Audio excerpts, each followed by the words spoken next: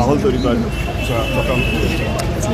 দেখতেই পাচ্ছি যে মানুষ এভাবে বেরিয়েছে, সকালে তো মহিলাদেরকে ভোট করতেই দেয়, তখন আমরা আবার পুলিশকে পাঠাই আর এবং আজকে যেখানে আমরা গেলাম সকালে সেখানেই এবং আমি যাওয়ার পরে বা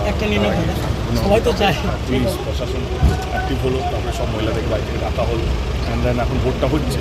দুঃখজনক ব্যাপার, আমি যেটা একটু আগে বলছিলাম যে 10 বছর ধরে আমরা আগলে রেখেছিলাম ঘাটাল, যেখানে কোনো অশান্তি বা কোনো তৃণমূল কংগ্রেস কাউকে মারধর করে, কিন্তু আজকে যখন ওদের ভোটের দিনে যখন দেখতে পাচ্ছে তাদের পায়ের তলা থেকে মাটি সরে যাচ্ছে এবং গোহারান হাতে চলেছে আমাদের এখানকার যে প্রার্থী, বিজেপির প্রার্থী, তো সেইটা দেখে যতটুকু সন্ত্রাস করে মানুষকে ভয় দেখিয়ে মানে সম্মানীয় হার যাতে পাওয়া যায় সেটা ওনারা চেষ্টা করছে। কিন্তু আমার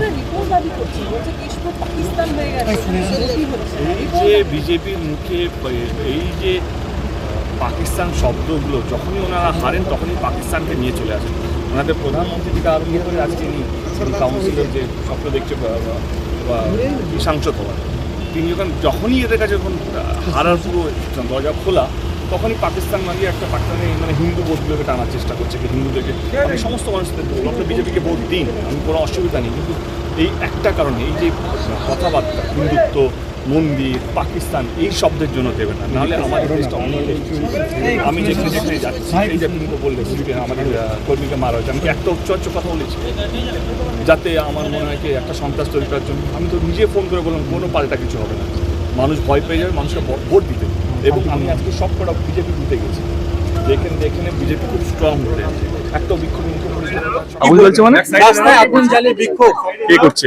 তৃণমূলের নেতৃত্বরা অভিযোগ করছে বিজয়ী প্রার্থী যে তার গাড়ির সামনে আগুন জ্বালিয়ে গোটা কেশপুরে বিক্ষোভ করছে। তুমি আমার সঙ্গে কি করছে, কি কভার করো?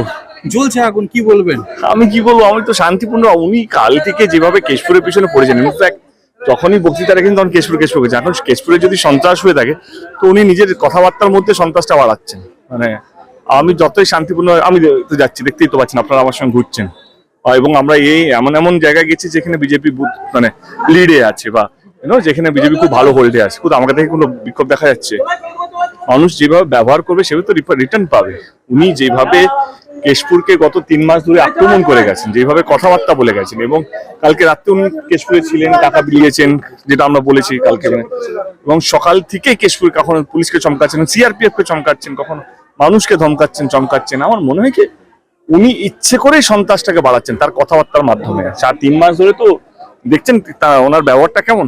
এই ব্যবহার নিয়ে যে কোনো নির্বাচনে দিন মানে সেটা সন্ত্রাস তৈরি করা একটা চেষ্টা, এবং উনি হেডলাইনে থাকতে চান। উনি বুঝে গেছেন এই ঘাটালে উনি খুব বাজেভাবে হারছেন এবং সেই হারটাকে উনি কোনো মেনে নিতে পারছেন না, এবং সেই জন্য এই উচ্চ কথা বলে আরো বেশি সন্ত্রাস করছে, যাতে কালকে বলতে পারে এই সন্ত্রাসের জন্য আমি হেরে গেলাম।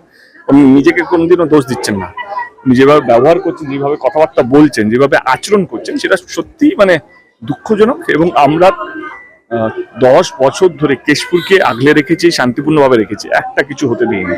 যেইটা আমার কাছে খবর ছিল সেই খবরটা দেওয়ার পর সেটাও হতে দিইনি যে মার্ডার হবে বা অমুক হবে। সেটা যখন খবর আমি জানি এটা বললেই তখন ওরা সতর্ক হয়ে যাবে। সেই জন্য কেশপুরকে বাঁচানোর জন্য সমস্ত কিছু কাজ করেছি আমি। আজ অব্দি 3 মাসের একটা কিছু ইনসিডেন্ট নেই। আজকে উনি সকাল থেকে নিজে শুরু করেছেন এই কথাবার্তাগুলো, এবং উনি চাইছিলেন কি এই ঝামেলাটা হোক, যাতে উনি আবার হেডলাইনে থাকবেন এবং সারাদিন হেডলাইনে। এবং আমি এইটুকু বলে দিই আপনাদের মাধ্যমে, আজকের ওই দিনটা নেই কে সারাদিন তুমি যে শিরোনামে থাকবে আর তোমাকে মানুষ ভোট দিয়ে দেবে। যে মানুষের মধ্যে থাকবে, মানুষের জন্য কাজ করবে, যে ভদ্র ব্যবহার করবে, যে ভালোবাসবে মানুষকে, সেই